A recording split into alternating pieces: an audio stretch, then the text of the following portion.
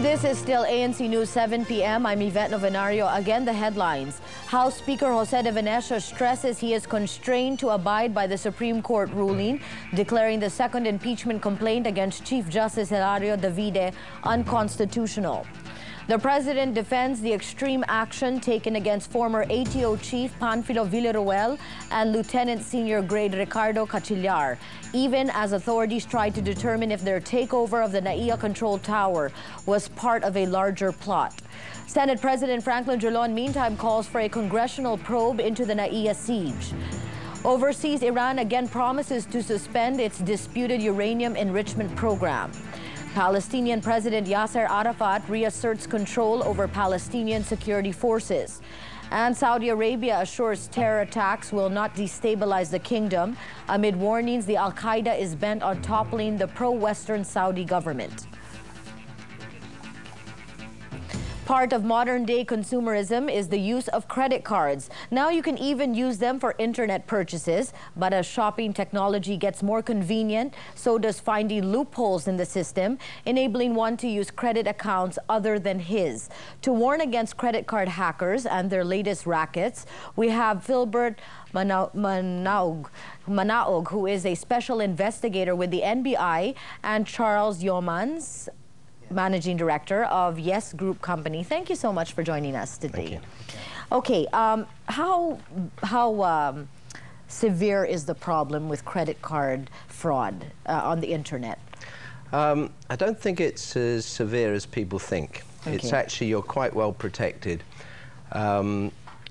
Everybody thinks there's so much risk in there. If you've actually got a site that has what they call secure socket layers, which has a little padlock at the bottom, then those sites have been verified to be who they are, what they say they are. And then the whole system is actually quite well run. The actual card holder themselves is very well protected under the Visa MasterCard rules. So it's not as dangerous as people think, and in fact usually it's the first time people get worried, but after they've had an experience where they've been successful, then it goes on okay after that. Okay, but the key there is to look for a website that is padlocked. Basically, yes. You should always make sure of that, because that means they've gone through a notary to confirm that they are a registered company and who they say they are. Okay. Yeah. In the Philippines, there was recently 3 Filipinos arrested for internet credit card fraud. Tell us a little about this case. Actually, we've been able to arrest Dante Castro, who posed as Tony Perez, and Marcio Villegas, and Sandro Del Pilar. Actually, they were the ones who hacked, I don't know, somehow they were able to hack the system, and they were able to transfer funds from credit cards here to smart money value cards in the Philippines. How were they discovered? Our complainant, Paul Hubbard, who was the country manager of Total Solutions, went to NBI, and then he somehow asked us help to investigate the credit card fraud. And then through channels, the case was assigned to me, and then for about 10 days, we were able to solve the problem through the help of the system being used by Total Solutions. Okay, and right now they are detained? Actually, they were out on bail ready just a few days ago. Okay. All right. This is, though, I mean, however not severe it is, this is a worldwide problem. No? It is a worldwide problem. This case in particular, we've been working in banking and financial institutions and credit card for a long time. We've been doing credit cards for 3 years. And that enabled us to spot immediately that someone was trying something. Okay. But rather than stop them there, we let it continue so that we could catch them in the act, and that's where we work with the NBI on doing that. How do you catch them in the act? We don't want to give too much away. Okay, you might give them some ideas on how what not to do. Well, generally there's methods where you're verifying the person is saying who they are. We can trace internet. We've got good internet tracking, which actually traces people where they're coming from. there's sort of bits and pieces you can spot, but you get experience at doing that, and it becomes very obvious to someone like us. We're looking at everything real time. We have a human interface checking everything as well. Humans are the best still, okay, even though we use computers. Okay, what about banking online? Is it a similar type of transaction with the similar risks, or is it a little different than that? It is a bit different. Obviously, banking online, you're dealing with personal accounts, which could have usually huge amounts of money, and if you're in certain places, maybe some rich people have masses of amounts in their bank account, whereas generally there's a limit on a credit card, and credit card companies normally have some artificial intelligence systems to monitor that you're not spending out of your pattern, and would reject that, that spending. So. Okay. Would you say, though, again, in the Philippines, though, I think credit card, internet credit, usage of credit cards on the internet is not yet that widely accepted. Yes, sir.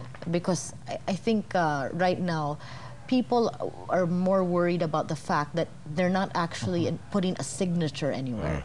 Yes, sir. Is that a valid reason not to use the internet, not to use a credit card on the internet? I don't think so. That's a very valid reason. Actually, his company has created a system wherein each transaction in the internet is being tracked. So any fraud, any fraud will be really noticed, and they will be able to apprehend the guys. You track all transactions? How do you track all transactions all over the world? I'm trying to figure that out. Just the ones coming into our system. Ah, the ones coming in. Yeah, for the people we work that use our system for doing the payments. Yeah. Okay, so your clients would be the websites or the credit card companies? It's websites, basically. It's people that, for one reason or another, can't set it up themselves, so they come to us and we do it for them. Okay. And, but the problem here, then, it's not the owners of the website, they're hackers. Yeah, in this case, actually, it wasn't hacking. In this case, somehow people had got hold of some false credit cards, well, real credit cards that were still active, not reported stolen, and they were using those and probably understood a bit more about the people who they belonged to, such they knew they wouldn't look at their credit card statements online or something like that. So they were able to use them for some time. But are there also cases wherein people are able to use a credit card number that you've already used on the internet, to reuse that number? Well, you can use your credit card number anytime. So if somebody's got hold of your number, they don't just need your number, they need your expiry date as well. So it's a combination. And actually now, with Visa, MasterCard, there's another little code on your credit card called a CVV, which is a 3 or 4 digit code on your card, which doesn't appear on the magnetic stripe, and it doesn't appear on the imprints. Because actually still physical theft of taking from a restaurant, copying somebody's credit card slip, you've got their details. So that's actually more, there's more fraud committed that way. Okay. Is there, is unscrupulous website creators, though, are they a bigger problem, would you say, when it comes to this type of fraud? I think there are some, and I think it's down to the consumer to make sure that that padlock's there. If they don't see that padlock and they're giving away their credit card information, they're not being very sensible. Okay. Okay. They must verify that. Then you should really take a bit of time out to look at the site, look at the people behind it. If the site doesn't say anything about the staff that run the site or their address, no physical address or anything like that, then you shouldn't touch them. But generally, people build up a reputation, like Amazon, you know, like Yahoo. They've all got a reputation. So you start getting a reputation, and everything is trust, and that's what we're building up with our systems. We're building up a name where people say, oh yes, we trust the Yes Group, we trust, you know, Yes Pinoy, and everything like that. So it takes time. Okay, Mr. Manaog, in the Philippines, once again, this is not the first case of internet credit card fraud, or is it the first one that we've actually apprehended? No, actually, ma'am, this is my first case, but in the NBI,